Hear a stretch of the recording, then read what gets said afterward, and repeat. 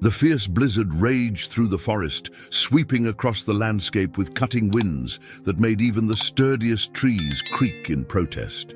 Beneath the dim moonlight, partially hidden by dense clouds, Sadie trudged through the deep snow, carefully carrying her puppy Cooper in her mouth. The young German shepherd trembled, his paws barely responding, his breathing growing weaker with each passing moment. Time was not on their side. Sadie had done everything possible to protect her puppy, seeking shelter and trying to keep him warm. But the cold was relentless. Their only hope lay in finding the reclusive man who lived at the forest's edge, someone she knew of only through instinct and careful observation during her wanderings through these woods. The journey was grueling, each step draining her strength, but the sight of a solitary cabin on the horizon gave her a final surge of energy. With her last reserves, Sadie reached the porch and gently placed Cooper before the weathered wooden door. Her heart racing and body exhausted, she cast a pleading look toward the dark interior. Time seemed to freeze, until finally the door creaked open, and Ethan appeared. His gaze shifted from the nearly motionless puppy to the exhausted mother before him. Without hesitation, he gathered Cooper in his arms and brought him inside, Sadie following close behind. The warmth from the fireplace created a stark contrast to the bitter cold outside. Ethan, a man of few words and precise movements, placed Cooper on a blanket near the fire and began to assess his condition. The puppy was dehydrated and weak, but still fighting. Ethan prepared warm broth and tried to make Cooper drink, knowing the next few hours would be crucial. Sadie remained close, her attentive eyes following every movement the man made. There was something about her beyond maternal instinct, something deeper, as if she were there for more than just her puppy's survival. As the storm howled outside, Ethan couldn't shake the feeling that this wasn't a random encounter. He had lived here long enough to know the forest's stories, old legends whispered among the few inhabitants of Fairbanks. But something about this scene, Sadie's determination, Cooper's fragile presence, and the storm that refused to relent, made him sense there was more at stake. When dawn approached and Cooper showed signs of improvement, Ethan decided to check the surroundings. The snow covered everything, but something caught his attention. Human footprints near the cabin, partially covered by the wind. They led to and from the forest's direction, yet there was no sign of whoever had left them. Beside the tracks, he found a fallen flashlight, still warm to the touch, indicating someone had been there recently. Back inside, Cooper began to show peculiar behavior. He seemed afraid of the fireplace, shrinking away whenever the flickering light came too close, unusual for such a young puppy. Ethan noticed a small scar beneath Cooper's fur, barely visible, but deep. Something told him this puppy wasn't just another survivor of the harsh winter. Sadie never fully relaxed. Even within the cabin's safety, her gaze constantly returned to the door. Some nights, Ethan would wake to the sound of low, tense growls. She either didn't fully trust him or was waiting for something only she could sense. As Ethan watched them both that first night, the storm intensifying outside, he couldn't help but feel that his solitary life was about to change dramatically. The mystery surrounding these unexpected guests stirred something within him, a mix of curiosity and concern that he hadn't felt in years. Whatever had brought Sadie and Cooper to his doorstep that night was just the beginning of a much larger story, one that would unfold in ways he couldn't yet imagine. The wind whistled through the cabin's eaves, carrying with it secrets still waiting to be revealed. And as Cooper finally drifted into a peaceful sleep, watched over by his protective mother, Ethan settled into his chair, knowing that his quiet existence in these woods would never be quite the same again. If this story has captured your interest, don't forget to subscribe to our channel and give it a like. Tell us which city you're watching from. Let's continue. The following days brought subtle changes to Ethan's cabin. The presence of Sadie and Cooper had transformed the once silent dwelling into something alive, with purpose. Cooper grew stronger, his eyes brighter, though he still exhibited strange behaviors that puzzled Ethan. The puppy would sometimes stare intently at empty corners of the room or freeze suddenly, as if hearing something beyond human perception. One afternoon, while organizing his storage room for more blankets, Ethan discovered an old chest he hadn't opened in years. Inside, beneath layers of forgotten memories, he found a collection of newspaper clippings from Fairbanks. The headlines spoke of strange occurrences in the forest, unexplained lights, mysterious sounds, and most intriguingly, stories of animals behaving unusually during the harshest winter months. As he read through the yellowed papers, a knock at the door shattered the silence. Ethan hadn't had visitors in months, and something about the timing sent a chill down his spine. Opening the door revealed Caleb, an old friend he hadn't seen in years. The man stood there, snow dusting his shoulders, with an expression that seemed both relieved and troubled. "I saw smoke from your chimney," Caleb explained, his voice carrying an edge Ethan had never heard before. "Didn't expect to find you still here after all this time." His eyes darted around the cabin's interior, widening slightly at the sight of Sadie and Cooper. Something flickered across his face, recognition perhaps, but it vanished so quickly, Ethan wondered if he'd imagined it. That evening, as they sat around the fireplace, Caleb shared stories of his travels. Yet Ethan noticed how carefully he avoided mentioning certain periods or places. Sadie's behavior had changed dramatically since Caleb's arrival. She positioned herself between Cooper and the newcomer, her posture alert but not aggressive, as if she were guarding a secret rather than feeling threatened. "The forest has changed," Caleb said suddenly, breaking a long silence. "Things happen here that can't be explained. Have you noticed anything unusual lately?" His gaze lingered on Cooper, who was curled up in his blanket, twitching in his sleep. Before Ethan could respond, a strange sound echoed from outside, a mix between a whistle and a song carried on the wind.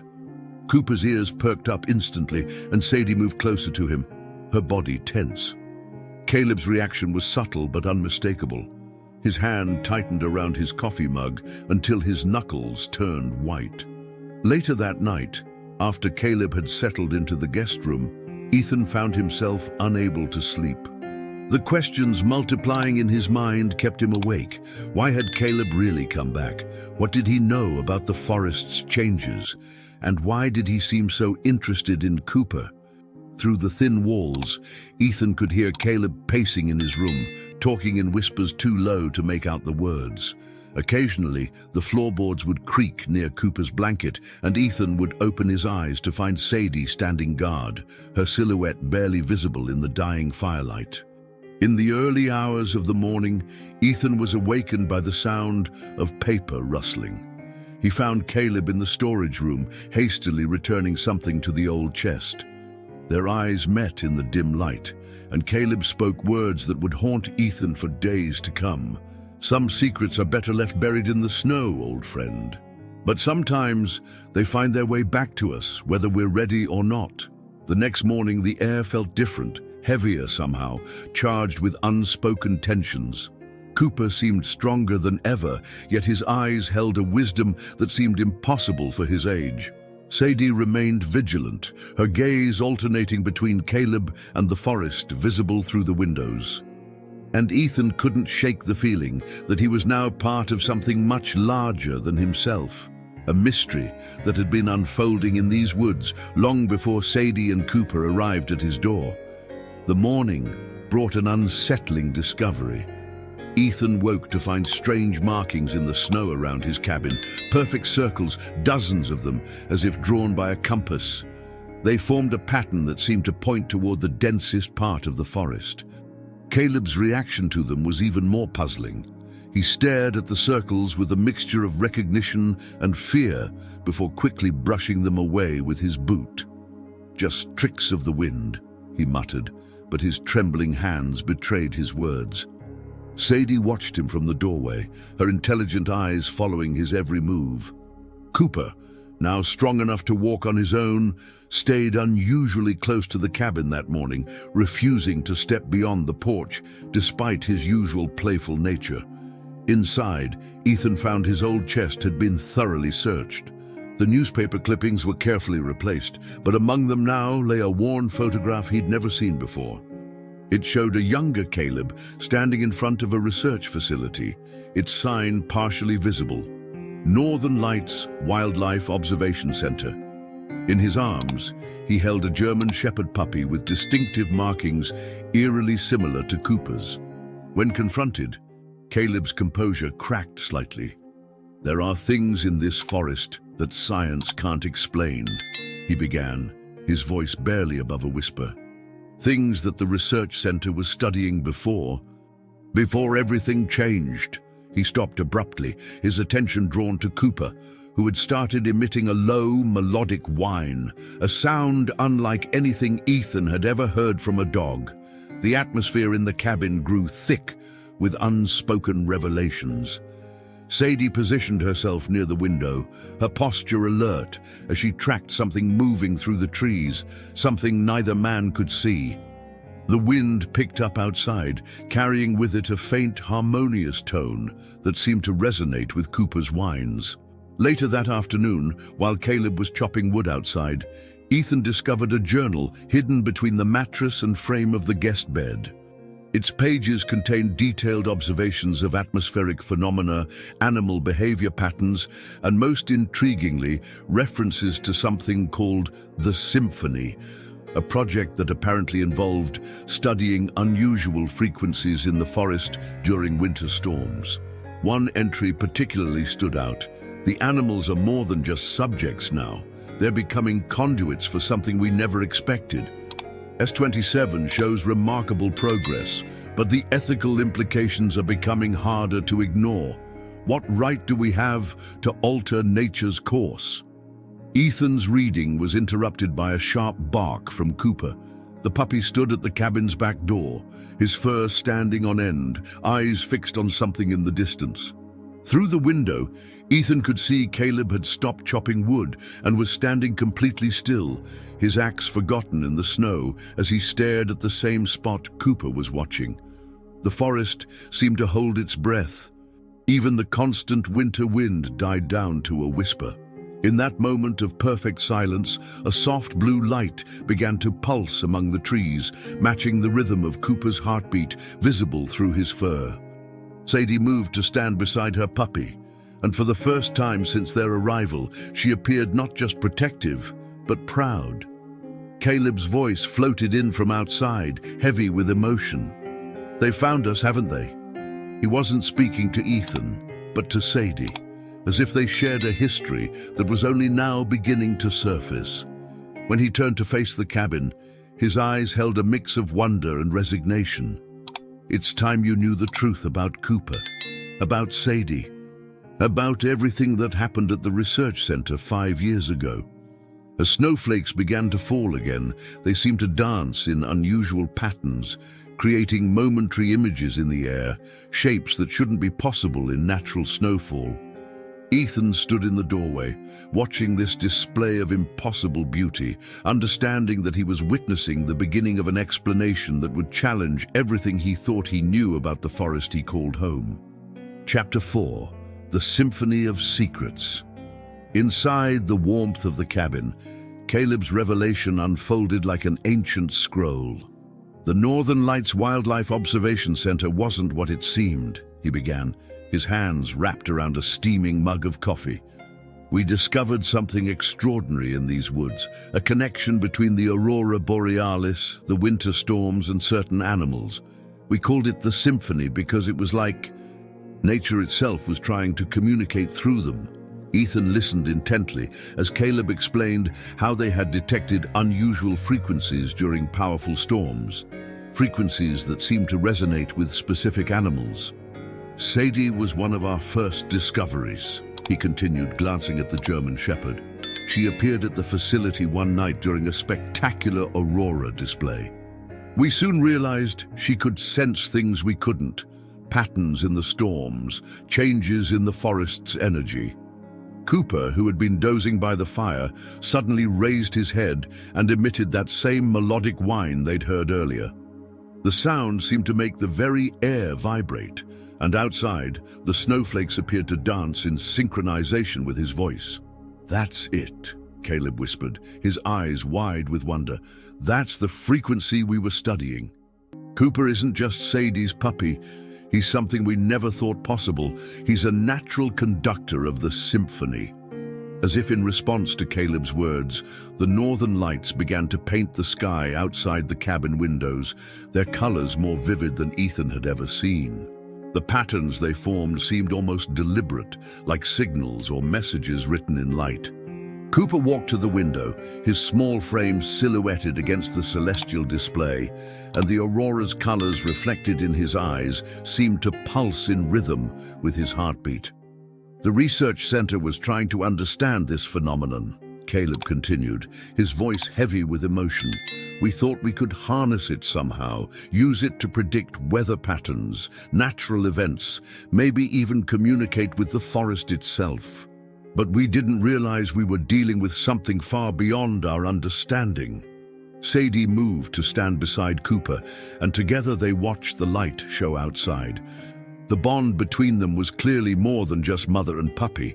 They were both part of something larger, something woven into the very fabric of the forest itself. "That's why she brought him here," Ethan realized aloud. "She knew you'd be nearby. She was trying to complete the circle." Caleb nodded slowly. "The symphony isn't just about communication, it's about balance. The forest, the storms, the animals, they're all part of a greater harmony we barely understand. Cooper represents something new, something that evolved naturally rather than through our interventions. He's what we were trying to achieve, but could never create artificially." The wind outside began to change, carrying with it that strange, whistling song they'd heard before. This time, however, it seemed clearer, more purposeful. Cooper's ears perked up, and he began to respond with a series of soft, musical barks that matched the wind's melody perfectly. The northern lights pulsed in synchronization, creating patterns that seemed to spiral down toward the forest floor. "There's more," Caleb said, moving to retrieve something from his pack. He pulled out a small device, its surface covered in intricate circuitry. "The center developed this to measure the symphony's frequencies. When the facility shut down, I took it. I've been tracking these patterns ever since, trying to understand what we'd discovered. But lately, the readings have been off the charts. Something's changing in the forest, something big." As if confirming his words, Cooper suddenly became alert, his attention fixed on something in the distance. Through the swirling snow and dancing lights, shadows moved among the trees, not threatening but purposeful. Sadie's posture remained calm, almost expectant, as if she'd been waiting for this moment. Ethan looked from the mysterious shadows to Cooper, to Caleb's device, and finally to the magnificent light show above. He realized he was standing at the intersection of science and something far more ancient and profound, a mystery that had chosen his remote cabin as the stage for its next movement in an endless symphony of nature. Chapter 5. Nature's Crescendo. The aurora's dance intensified, painting the night sky in waves of green, purple, and blue that seemed to reach down toward the forest floor. Cooper stood at the center of the cabin's main room, his small form emanating a soft, pulsing glow that matched the rhythm of the lights above. Sadie positioned herself in a perfect circle around him, her movements deliberate and precise, as if performing an ancient ritual. Caleb's monitoring device began emitting a series of escalating tones, its display showing readings that defied explanation. "The symphony," he breathed, watching the numbers climb. "It's reaching a crescendo. Cooper isn't just conducting it, he's becoming its focal point." The puppy's melodic whine grew stronger, harmonizing with the wind outside in a way that made the very air vibrate with energy. Ethan noticed something extraordinary beginning to happen. The snowflakes falling outside the windows weren't just dancing, they were forming patterns, complex geometric shapes that hung suspended in the air. Through these crystalline formations, the aurora's light refracted into countless tiny rainbows, creating a spectacular display that encircled the cabin. The research center never understood the full scope of what we discovered, Caleb explained, his voice filled with awe. We thought we were studying a localized phenomenon, but we were witnessing something far more significant. The symphony isn't just about communication, it's about harmony, about maintaining the balance of nature itself. As if responding to his words, the forest came alive with sound. Birds that should have been sleeping began to sing, their calls weaving perfectly into the growing melody. From deep within the woods came the howls of wolves, the chirping of crickets, and countless other animal voices, all joining in a perfect natural chorus that seemed to celebrate Cooper's emergence as a conductor of nature's orchestra. Sadie's role became clear as she moved with practiced grace, her body creating patterns on the cabin floor that mirrored the geometric shapes in the snow outside. She was more than just Cooper's mother. She was his guide, preparing him for this moment when the symphony would reach its peak. The old photographs and documents from the research center began to make sense in a new way. The facility hadn't failed in its mission. It had simply been looking in the wrong direction. Instead of trying to control and harness nature's symphony, they should have been learning to listen and harmonize with it. Suddenly, Cooper let out a sound unlike anything they'd heard before. A pure, crystal-clear tone that seemed to resonate with everything around them. The aurora responded immediately, its colors intensifying and swirling into a vortex directly above the cabin. The geometric patterns in the snow began to spin, creating a spiral of light and ice that connected earth to sky. This is what the forest has been waiting for, Caleb realized, checking his device one last time before setting it aside. A natural conductor, born from the forest itself, capable of bringing all elements into perfect harmony. The temperature in the cabin began to rise. Not from heat, but from the pure energy radiating from Cooper's synchronized connection with nature. Ethan watched in amazement as years of scientific research and ancient natural wisdom converged in his humble cabin. The mystery of Sadie's arrival, Cooper's unique abilities, and Caleb's return all made sense now. They were all part of a greater pattern, a design that the forest had been orchestrating all along. Through the windows, more animals began to emerge from the woods. Deer, foxes, owls, and countless others, all drawn to the harmonious energy emanating from the cabin. They formed concentric circles in the snow, each species finding its place in nature's grand design, all moving in perfect synchronization with the symphony's rhythm. As the crescendo built toward its peak, Ethan realized that his role in this extraordinary event was no accident either. His years of solitude in the forest, his connection to the land, and his willingness to help Sadie and Cooper had made his cabin the perfect venue for this convergence of natural forces. The symphony wasn't just a phenomenon to be studied. It was nature's way of revealing its deepest secrets to those who were ready to listen. Chapter 6. A New Harmony. As the symphony reached its magnificent peak, the world around Ethan's cabin transformed into something out of a dream. The swirling lights, geometric snow patterns, and harmonious animal chorus created a spectacle that defied scientific explanation. At the heart of it all, Cooper stood unwavering, his small form channeling forces far greater than himself, while Sadie maintained her protective circle, guiding and supporting her extraordinary puppy. The revelation of nature's grand design began to settle into a new rhythm. The intense energy radiating from Cooper gradually stabilized, and the aurora's wild dance became a gentle, pulsing glow that bathed the forest in soft, multicolored light. The animals that had gathered continued their circular formation, but their movements became more relaxed, as if they had completed an important ceremony. The symphony isn't just about one moment of convergence, Caleb explained. his eyes bright with understanding. It's about establishing a lasting connection, a bridge between the natural world and those who can hear its music. He looked at his old monitoring device, now displaying steady, harmonious patterns instead of the chaotic spikes from before.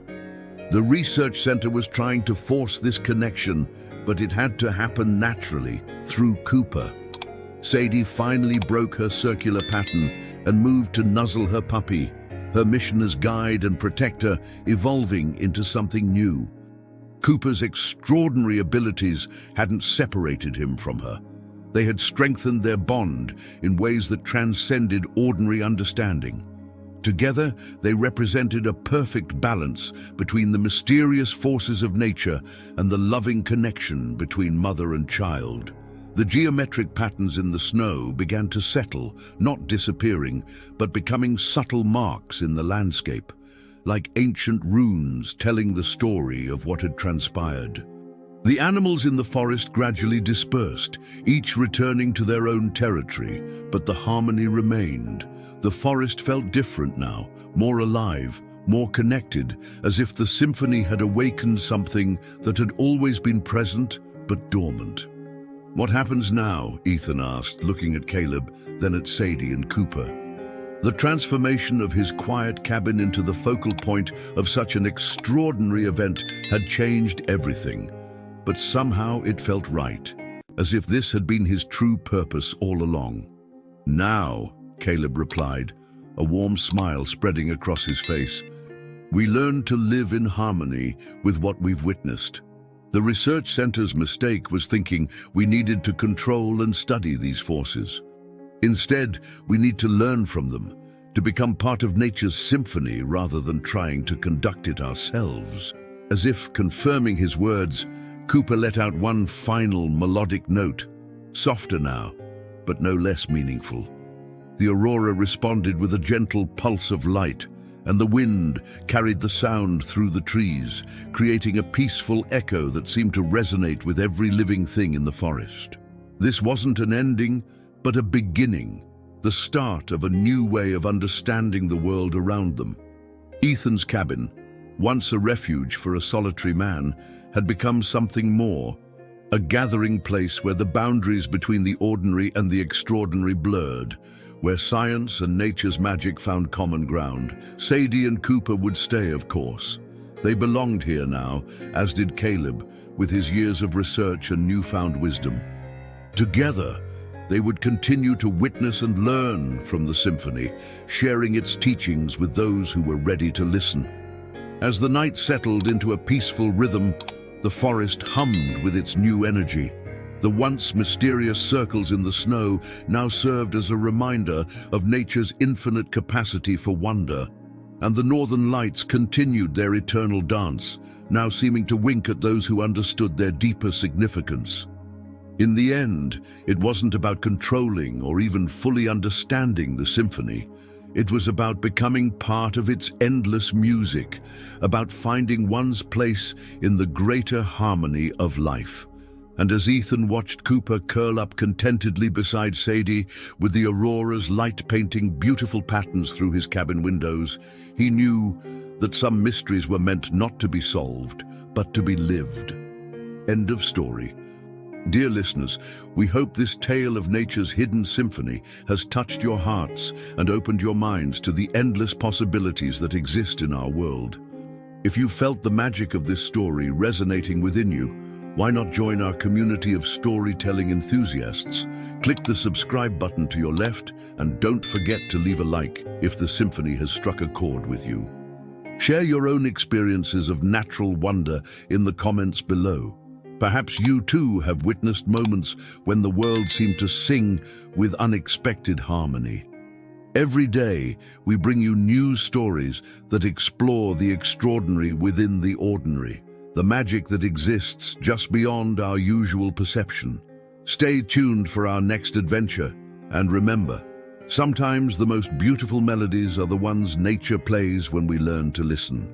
See you in the comments.